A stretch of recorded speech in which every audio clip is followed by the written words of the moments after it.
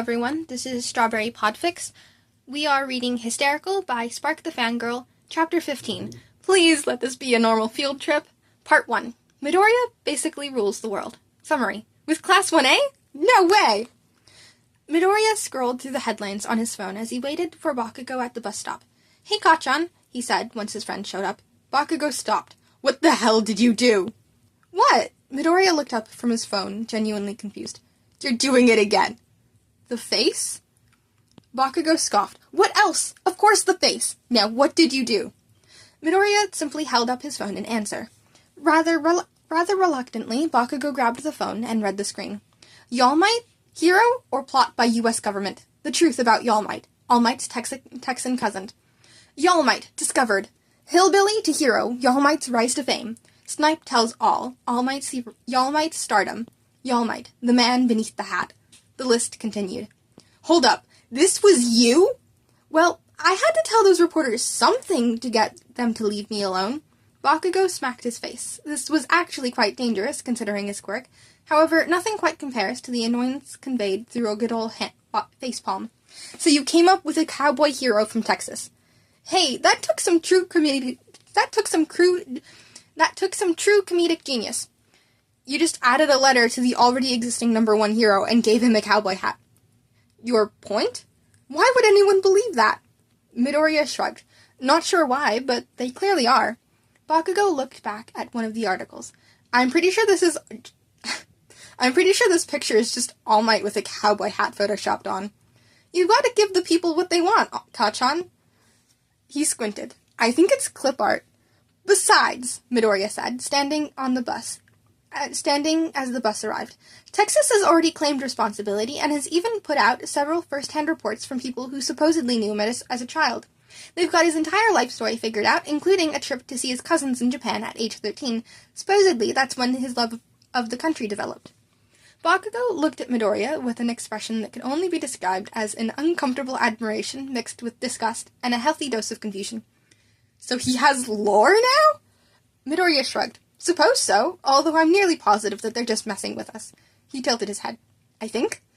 I still can't believe you, Bakugo grumbled as he sat heavily on the bus seat. I swear you're completely mental. Hey, just be glad I went with All Might, All Might's Texan cousin, and not All Smite, All Might's disgruntled brother turned villain after their parents raised All Might more than him. Bakugo glared at him. You're only confirming my suspicions that you... You're only confirming my suspicions that you were dropped on your head as a child. Kachan, Midoriya started with a teasing voice, you blew up my head as a kid. Any relevant mental trauma I might have sustained in adolescence is entirely your fault. That is slander. Tell it to the judge. We both know your mother would take my side if it went to court. Like she'd ever represent a murderer like you. Bakugo grinned fairly. Please, I could tell her stories about you that would make me look tame in comparison. Touché.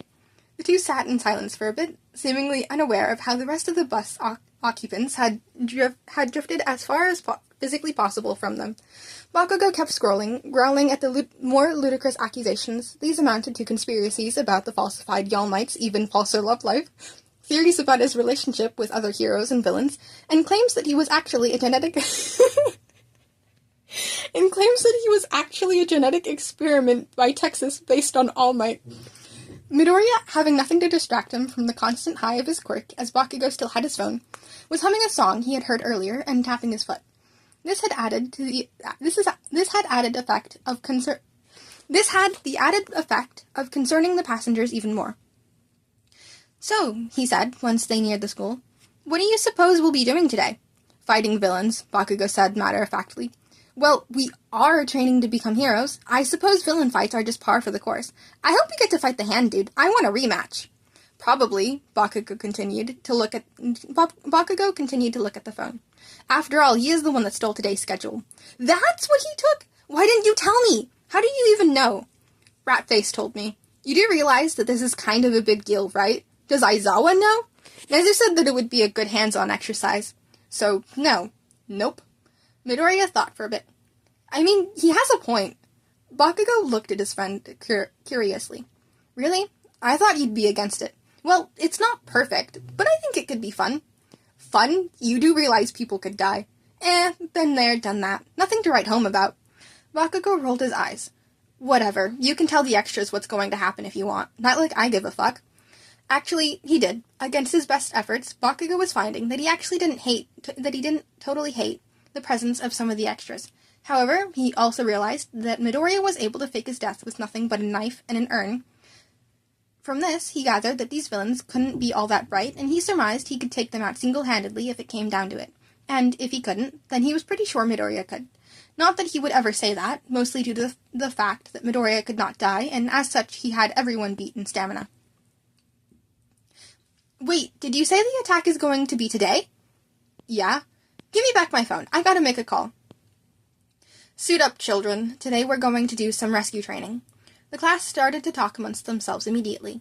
This talking meant that they were not getting into costumes, as it is quite hard to change clothes when talking. What part of suit up do you not understand? Aizawa asked tiredly. Midoriya stood up and raised his hand. Aizawa tried to ignore him, but he found this to be very difficult considering how Midoriya's eyes seemed to bore into the side of his head. What? Can we bring Senor Kanehito? No, now let's get moving. Please? Midoriya asked, pulling out his puppy eyes. Aizawa rolled his eyes. Midoriya, I would think you, of all people, would be opposed to taking Senor Kanehito to a rescue operation, being well aware of his violent tendencies. The violent, prone rabbit was sitting on Koda's desk. He scratched his ear with his back leg, disrupting the hat that Yaoyorozu had made for him. Exactly why a rescue training would be helpful for him. The answer is no. But he's our class president, Mina protested, going along with Midoriya. Then you should have picked a class president that was actually part of your class. The class collectively gasped in offense. Several of them began to shout in protest. How dare you insinuate that Senor Kanehito is not part of our class, monsieur? Aoyama said. Fine, fine, Aizawa shouted over the uproar. You can take the stupid bunny. Just please be quiet. The class drifted into a much more content uproar, but one that was no less loud. Aizawa groaned, and he silently lamented how long the day was looking to be. He didn't know the half of it. Chapter 15. Please let this be a normal field trip. Part 2. 13 and the USJ. Summary. Midoriya is probably going to die. I typically say what's on my mind, Suyu said, once they were all loaded up onto the bus. Oi, Bakugo said, as he slapped the back of Midoriya's head. Put your phone away, asshole! Fucking Frogface is trying to talk to you. Huh? Midoriya looked up from his phone. What'd you say, Asui? Call me Sue. I was going to say that you're terrifying. Oh, thanks? It's not a compliment, Ribbit. Just an observation. Your quirk prevents you from feeling pain, and you kind of run with that, Midoriya. He scratched the back of his head nervously. Yeah, well, it also heals me, so I can push myself more than most, I suppose. Plus Ultra, you're going to die. As wonderful as Suyu was, she had the tendency to put a damper on lighthearted discussion by mentioning the cold, harsh reality. Eventually, I suppose. No, soon. She's got a point, Mina said cheerfully. Just 'cause I'm not the safest. Don't kid yourself, nerd. You don't have an ounce of self-preservation, Bakugo said. Doesn't mean I'm going to die. Please note that at this point, Midoriya was simply humoring his classmates. He knew full well that he would die, having done so more times than he could count. It seemed his classmates knew Midoriya well enough, that as his statement was met with much disagreement. 1,000 yen says he'll die before we graduate, Kaminari piped up. Make it 2,000, Kirishima said. Bakugo scoffed. You're overestimating him. I'll give you 20,000 if he lasts today. Hey, Midoriya said, annoyed. It is not appropriate to bet on your friend's demise and highly unlikely lifespan, Ida said. Well? Bakugo raised an eyebrow at Kaminari. Nope, no way am I taking that. Gosh, doesn't anyone have faith in me? Midoriya lamented. No one spoke. It was as good of an answer as any, and if you are to ask me, a very intelligent one. No offense, Midoriya, but you hang out with Bakugo. That should already put you on suicide watch, Uraraka said. Watch your fucking mouth, round-face. Midoriya rolled his eyes. Kacchan wouldn't kill me. He paused, realizing that Bakugo had, in fact, done that multiple times. Deliberately, he reconsidered. Okay, he wouldn't kill me without reason. Oh, that sounds bad, doesn't it? The rest of the class stared. Welcome to the Unforeseen Simulation Joint, or USJ for short. I'm Space Hero 13. I'm your biggest fan. Can you sign my face? Midoriya said in a single breath. Wow. 13's eyes widened, taken aback by Midoriya's enthusiasm. Not that you could see their eyes widened, what with the helmet and all, but they did regardless. Maybe later. We really should cover today's exercise first, though. Oh, yeah, sorry. 13 turned to the rest of the class. So, the purpose of this practice is to show you all how to use your quirks to save people. Some of you may be aware of my quirk, Black Hole. It allows me to save many people, but if I'm not careful, I could seriously hurt or even kill someone. Many quirks can be very dangerous if used incorrectly. It is important to learn how to control your quirk for the safety of those around you. Aizawa nodded in agreement. Bakugo turned and whispered in Midoriya's ear, and some quirks kill their own fucking users. Shut up, Midoriya hissed. Now, if you could turn your attention to each sector, 13 waved over at the simulations. We have a flood zone, a fire zone, a landslide zone, and many more. Each one was designed personally by yours truly. Wow, Bakugo said sarcastically. What could go wrong? Not like you're letting a bunch of quirked teens loose on a bunch of literal disasters. Several of the students chuckled. I assure you, the USJ is completely safe. Nothing will go wrong.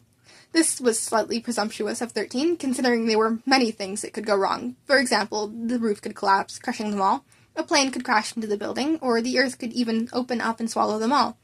Funnily enough, none of these things happened. Rather, a dark portal opened in the center of the USJ, and dozens of villains poured out. This was, by most definitions, wrong, and also very bad. Hey, it's the Handman! Midoriya yelled, pointing at Shigaraki. He then turned towards Aizawa, who was trying to calm the other students. I'm gonna go beat him up! Bye! And with that, he jumped the railing. Midoriya, you little shit!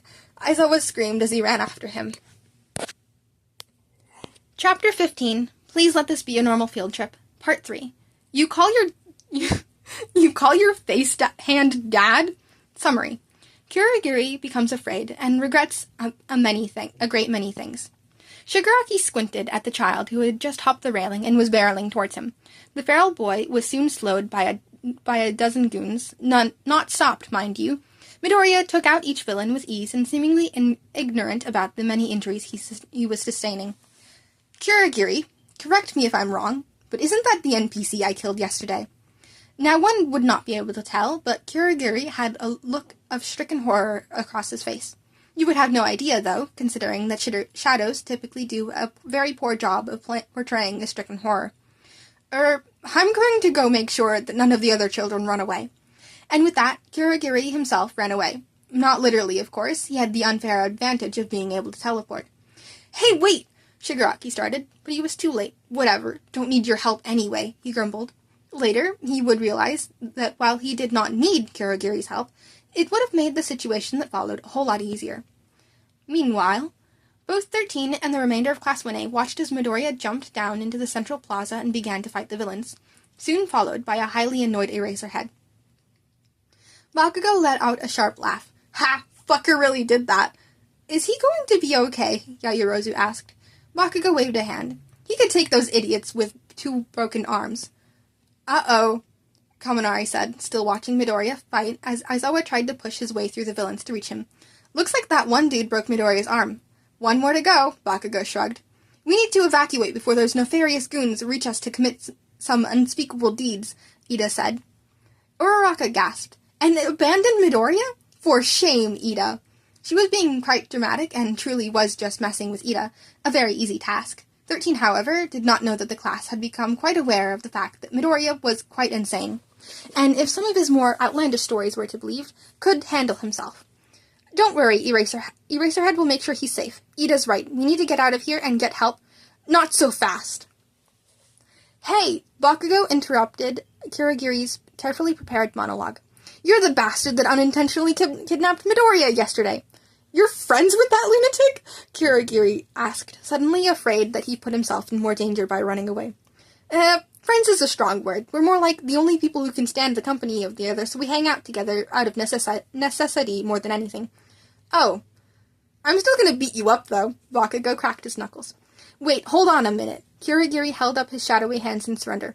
As you said, the whole kidnapping situation was unintentional. Besides your friend, not friends, acquaintance destroyed my bar. So I think we're even, and it's not like I've done anything to you, so there's really no need to fight me.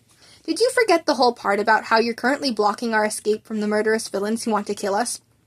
Oh, he had, in fact, forgotten. Sorry? Can it? I'm gonna beat this bastard up. You extras are welcome to join me. Kirishima pounded his fist into his hand. Let's do it, man! For Midoriya! Kurogiri gulped as the two charged towards him.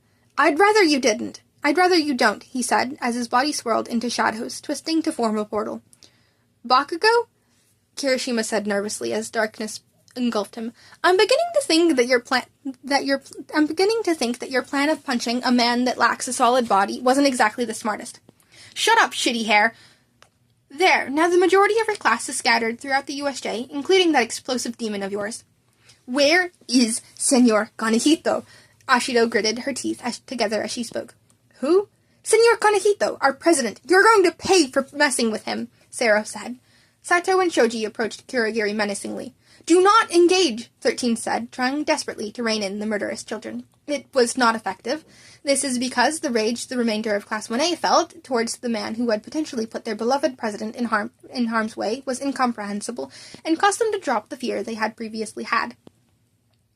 Now, Uraraka said, raising her arms as they charged into battle. Please, be reasonable, children. That metal brace must be his weak spot, said Ida. Hold it in place. As Sato and Sero worked together to restrain Kurogiri, 13 tried once more to regain order. Ida, they said, this is your chance to run past them and go get help.